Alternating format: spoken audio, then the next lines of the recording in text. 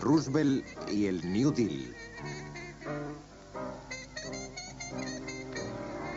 En 1932, mientras las colas del paro se hacían cada vez más largas en toda América, 13 millones de personas estaban sin trabajo. Casi un tercio de la población confiaba en las donaciones de organizaciones de caridad. No había seguridad social para ayudarles. Era la época de la Gran Depresión.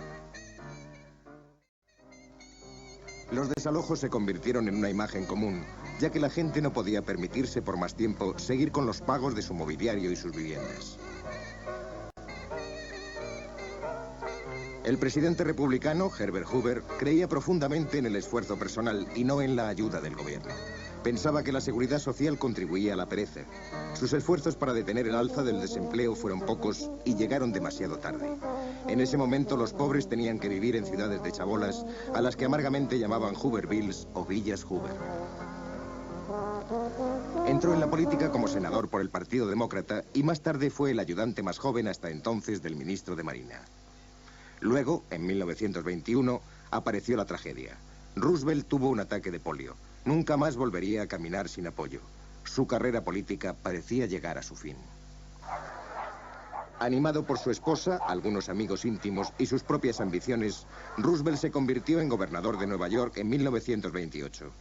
El éxito allí le llevó en 1932 a llegar a ser el candidato presidencial que el Partido Demócrata ofrecía para combatir la depresión. Vamos a considerarnos, todos los aquí reunidos, profetas de un nuevo orden de confianza y valor. Esto es algo más que una campaña política. Es una llamada a las armas. Dadme vuestra ayuda, no solo para ganar votos, sino para ganar esta cruzada de devolver a América a su propia gente. A pesar de su minusvalía, dirigió una vigorosa campaña contra el presidente Hoover. Su mensaje era claro. Él ofrecía a los americanos un nuevo acuerdo, el New Deal, que pondría a los desempleados a trabajar otra vez. No dio planes detallados para acabar con la depresión. A los votantes no les preocupaban mucho los detalles. Lo que querían y obtuvieron fue esperanza y confianza. Había ganado en 42 de los 48 estados. El primer discurso del nuevo presidente a la nación era una llamada desafiante para la acción conjunta del gobierno y el pueblo. Lo primero, permitidme asegurar mi firme creencia de que a lo único que tenemos que tener miedo es al propio miedo, al terror sin nombre, irracional e injustificado. Pediré al Congreso el único instrumento que nos queda para enfrentarnos a la crisis. Un amplio poder ejecutivo para hacer la guerra a las emergencias, tan grande como el poder que me sería dado si fuéramos invadidos por un enemigo extranjero. Puso toda su confianza en un pequeño grupo de consejeros para redactar las leyes necesarias. Su primer trabajo era restaurar la derrumbada economía. Desde el crack de Wall Street habían cerrado más de 5.000 bancos. La población retiró el dinero de los bancos y lo guardó en casa. No había confianza en el sistema. Para detener el pánico, Roosevelt cerró todos los bancos durante 4 días. En el famoso discurso de los primeros 100 días, persuadió al Congreso para que aprobase 15 nuevas leyes para luchar contra la crisis. En este momento, algo estaba ocurriendo y la confianza volvió a aparecer. Él creía que, explicando estas leyes del New Deal directamente al pueblo, ganaría su confianza. Lo hizo por medio de sus asiduas charlas junto al fuego en la radio. Confianza en la gente. Confianza y valor. Unámonos en hacer desaparecer el miedo. Hemos previsto la maquinaria para restaurar nuestro sistema financiero. Es vuestro problema, amigos míos, tanto como el mío. Juntos no podemos fracasar. Una de sus primeras leyes permitía que se volviera a vender cerveza. Marcaba el final de la prohibición y del control de los gánsteres en la bebida. A las nuevas leyes, que ayudaron a todos los grupos de la comunidad, se las rebautizó como las leyes del alfabeto. Se prestó ayuda a los granjeros a través de la AAA o Acta de Ajuste de la Agricultura. Los campesinos sufrían por el rápido descenso en los precios de sus productos. Para elevar estos precios, se pagaba a los granjeros que producían menos. Pero esto significó cosechas destrozadas y el ganado que se moría. Para algunos críticos fue un gran gasto. Podía ayudar a los granjeros, Pero ¿qué pasaba con aquellos americanos que morían de hambre? La respuesta de Roosevelt era lograr que los desempleados ganaran dinero en los planes de construcción del nuevo gobierno. Por ejemplo, la WPA, o Administración para el Progreso de las Obras Públicas, que dio empleo a unos 8 millones de personas en distintos proyectos durante varios años.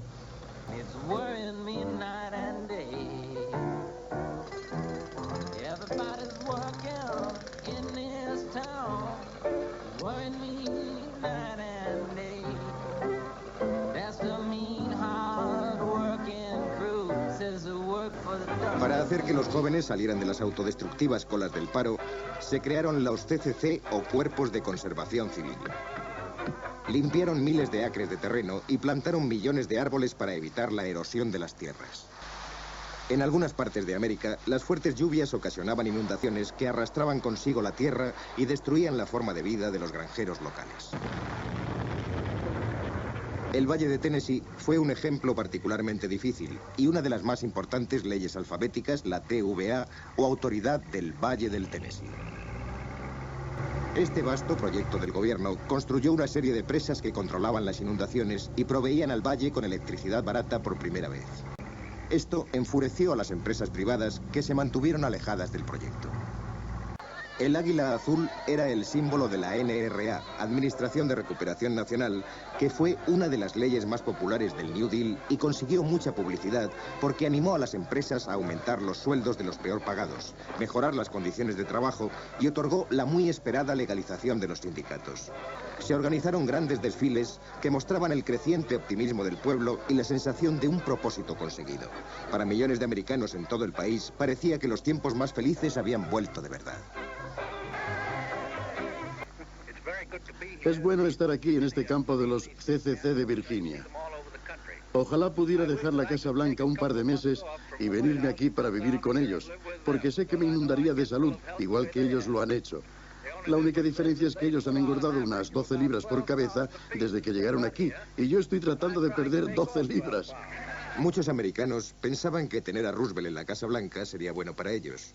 Y una de sus primeras ordenanzas como presidente fue que a las personas afligidas que se pusieran en contacto con la Casa Blanca no se les debía evitar con falsas promesas. Personas de todas las esferas escribieron al presidente porque pensaban que él podía hacer frente a sus problemas. Pero también Roosevelt tenía sus oponentes. Había algunos grupos minoritarios, aunque ruidosos, de socialistas y comunistas que creían que no estaba haciendo lo suficiente por la clase trabajadora. Además estaban los ricos, que se resentían de pagar impuestos más elevados para financiar el New Deal. Pensaban que Roosevelt era un traidor a su clase, una amenaza a su modo de vida. Algunos incluso se negaban a mencionar su nombre.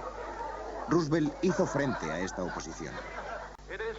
Es verdad que se está pisando a algunos y va a seguir así. Pero son solo unos pocos en comparación. Unos pocos tímidos que tienen miedo al progreso e intentarán poner nombres nuevos y extraños a lo que estamos haciendo. A veces lo llaman fascismo, a veces comunismo, a veces totalitarismo, a veces socialismo. Pero al hacer esto intentan hacer muy complejo y teórico algo que es en realidad simple y muy práctico. Yo creo en las explicaciones y en la política práctica. La mayoría de los americanos querían las dos cosas, a Roosevelt y el New Deal. Pero se avecinaban tiempos difíciles. Durante años, la explotación agrícola en el Medio Oeste había empobrecido la tierra incesantemente, dejándola seca y poco consistente. Las fuertes sequías y vientos habían destruido millones de acres entre 1933 y 1936. Año tras año, las tormentas de polvo aparecían, transformando el día en noche. Los animales morían. Muchos propietarios de pequeñas granjas fueron a la bancarrota y los arrendatarios no podían pagar el alquiler.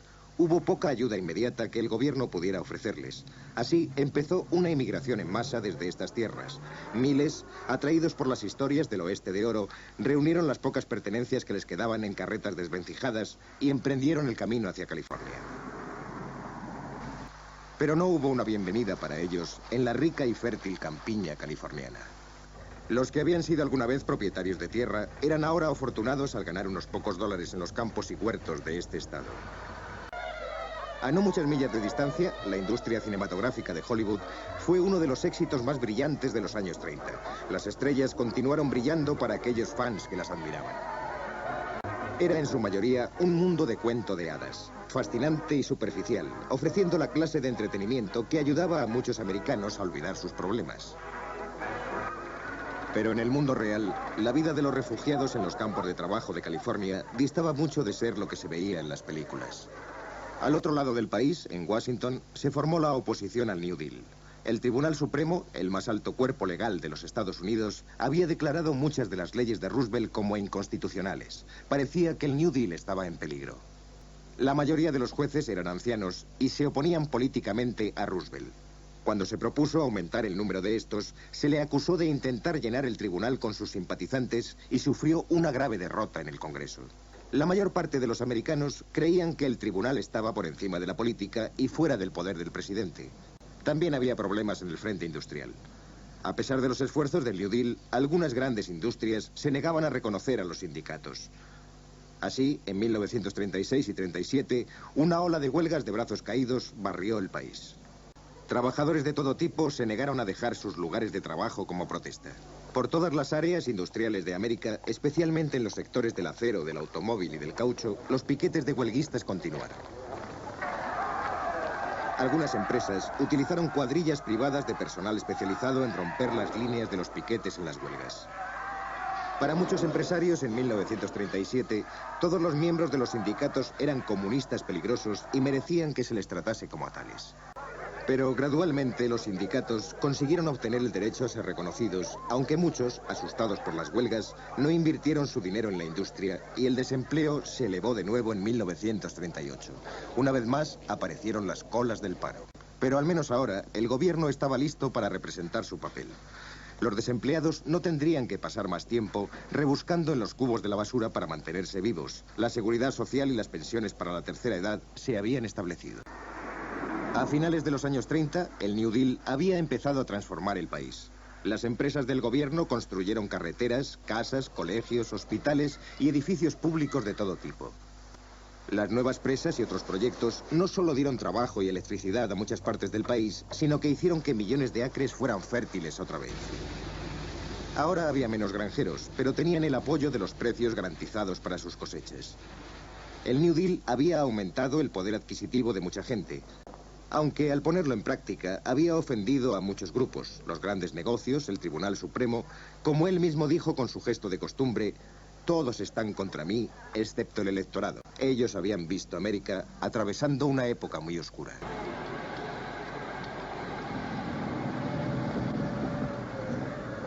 Pero fue un hecho fuera de América, la guerra europea de 1939, con su demanda de armas americanas, lo que puso a la gente a trabajar otra vez. Irónicamente, fue este hecho, más que el New Deal, lo que finalmente acabó con el desempleo en los Estados Unidos.